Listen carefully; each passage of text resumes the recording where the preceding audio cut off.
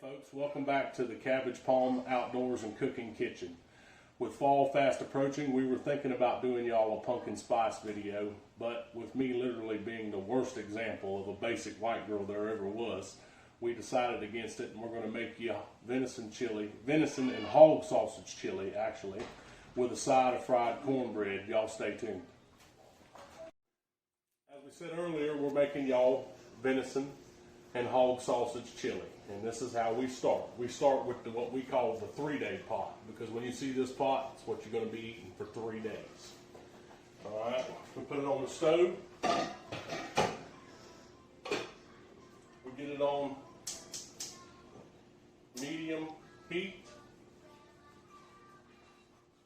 We start out with a whole chopped onion. Pour it in the pan. Next, we use a whole chopped bell pepper. Put it in the pan. We use about that much Everglades seasoning and about that much garlic salt. Put it in the pan. Here we have 1 pound of mild Italian hog sausage from last hunting season, our last pack actually. We'll put that in the pan.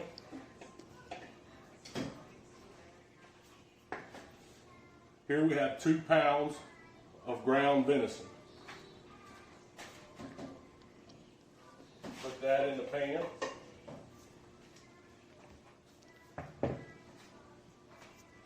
Mix it all up. And like I say, keep it on medium heat. You don't want to cook it too hot.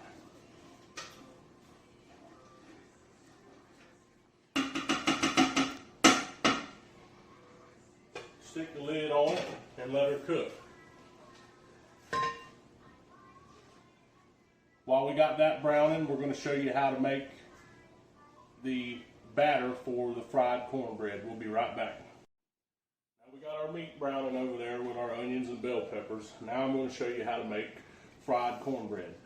And I learned this recipe from a woman named Martha Simmons, which is Ty Simmons' grandmother. We were hunting in Georgia and she showed me how to make it, and it is probably my favorite way to eat cornbread. Now you start out with this yellow cornmeal. That's all you want. That's all you want. Pour it in a bowl, about like, I don't know, I ain't making a bunch today, so about like that. Fill it up. Now this goes good with anything, stews, chili. Today we're using it with chili. And you get you a measuring cup, don't matter how much water you put in it, but it has to be hot water. It only works with hot water. And pour you some hot water in the bowl, about like that. Now you can add more cornmeal if you get it too wet. It ain't that big a deal. And you mix it up. What you want to make almost with it is a paste. Need a little more water here. And she told me why it had to be hot water. It does something to the cornmeal, but I ain't gonna lie to you, I can't remember exactly what it does. But it is delicious. And easy.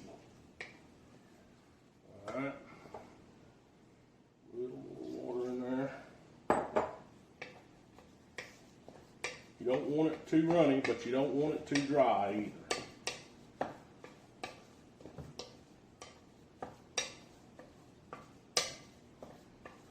When you get it, that's about right there. Actually, I'm going to make a little more. Because one thing you don't want to run out of is cornbread while you're eating chili. So add a little more in there. Just a hair more water.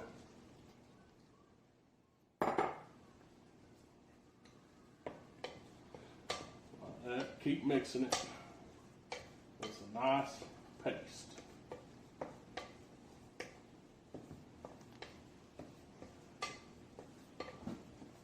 Like that.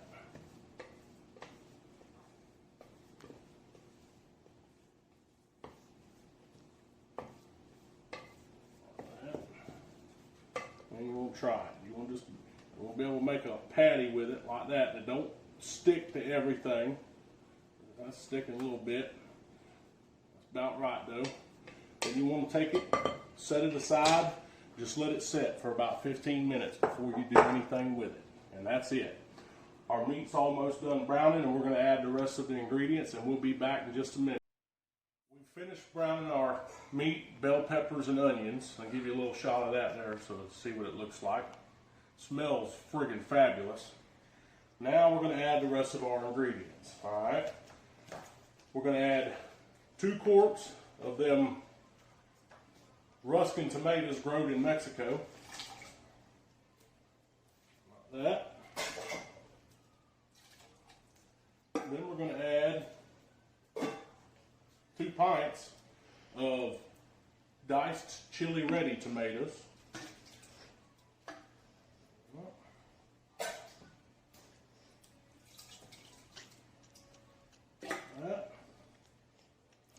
Going to add a can of whole kernel corn.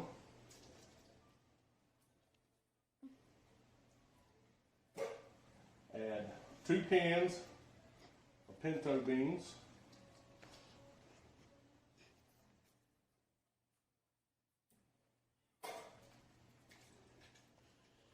That. 3 cans of kidney beans.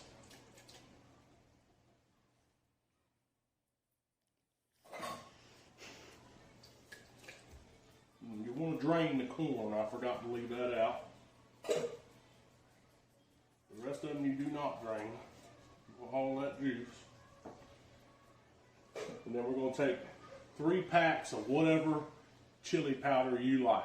I like to use 3-pack. I like my chili to taste like chili. You just add it in there. Alright.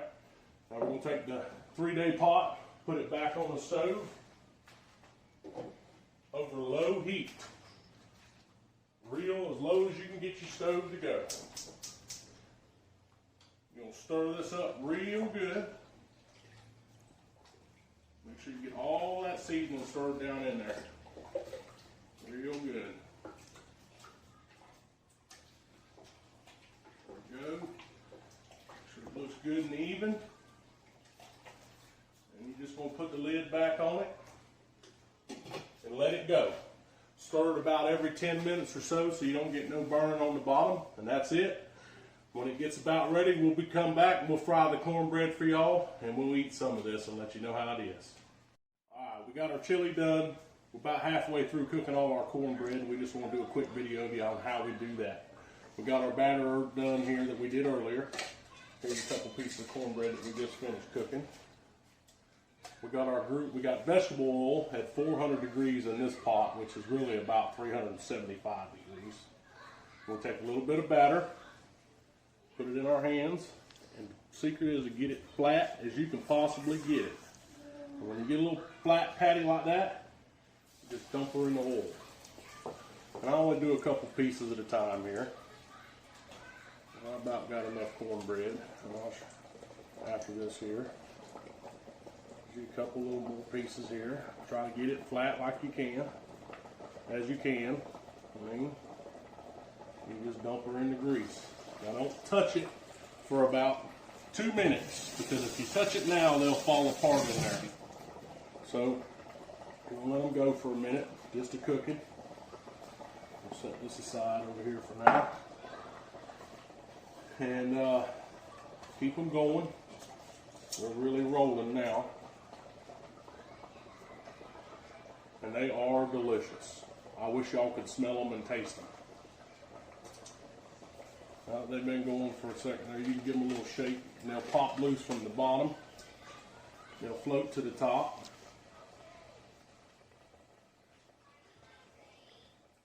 A little shake.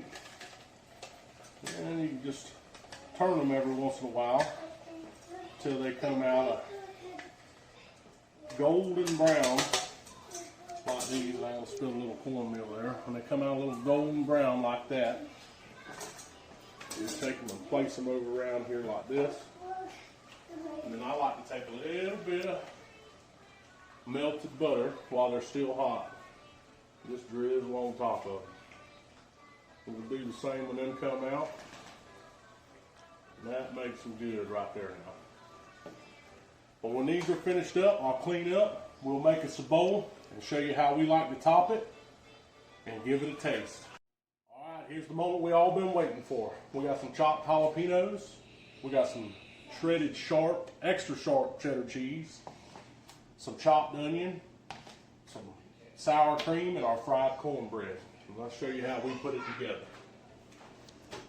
Come over here, get our ladle, bring it down in there deep and ladle us up a bowl full of it.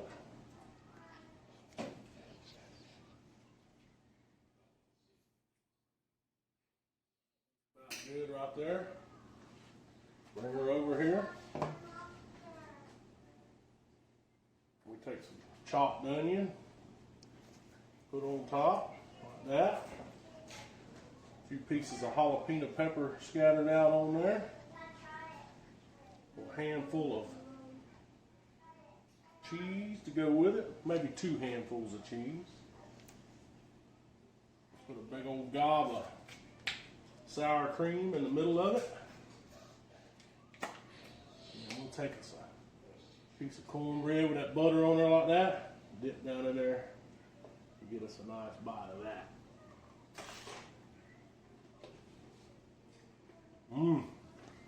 It don't get no finer than that, folks. Thank y'all for watching. Wow, that is good. Stay tuned for next week. It's open weekend of hunting season. We're liable to be in the woods. No telling us what we're going to be doing. Happy Sunday to everyone.